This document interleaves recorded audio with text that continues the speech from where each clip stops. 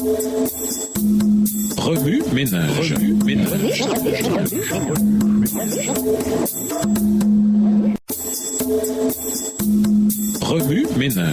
ménage.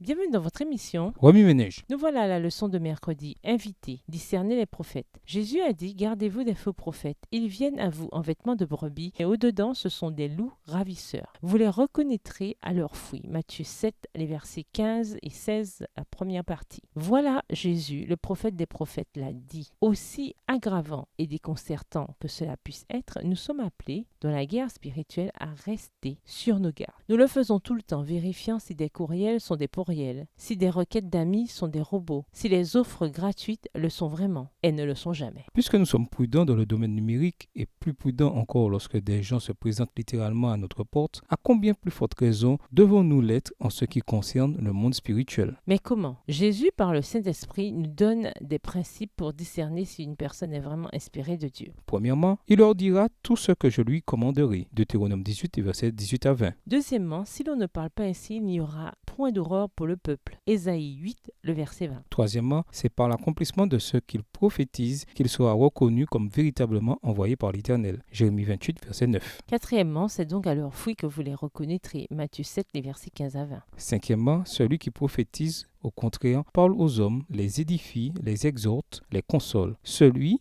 qui prophétise édifie l'Église. 1 Corinthiens 14, les versets 3 et 4. Sixièmement, sachant tout d'abord vous-même qu'aucune prophétie de l'Écriture ne peut être un objet d'interprétation particulière, car c'est poussé par le Saint-Esprit que des hommes ont parlé de la part de Dieu. 2 Pierre 1, les versets 20 et 21. Septièmement, tout esprit qui confesse Jésus-Christ venu en chair est de Dieu. 1 Jean 4, verset 2. Pourquoi ces principes comptent-ils? Parce que tout comme Néhémie dut faire face à des faux prophètes, l'Église du reste devra de nouveau faire face aux faux prophètes. Apocalypse 16, verset 13, Apocalypse 19, verset 20. Et sera identifié comme étant un peuple ayant l'authentique esprit de prophétie. Apocalypse 12, verset 17, Apocalypse 19, verset 10. Dieu ne considère pas ceci comme un cours facultatif. C'est une exigence fondamentale. Ne ferez-vous pas un examen plus approfondi de l'esprit de prophétie? Remue-ménage. De quelle façon Jésus a-t-il manifesté le don du discernement au cours de son ministère terrestre? En quoi voyez-vous Jésus différemment ou le voyez-vous de nouveau? Prière. Comment réagissez-vous en voyant Jésus de cette manière? Au revoir. Et à demain si Dieu veut.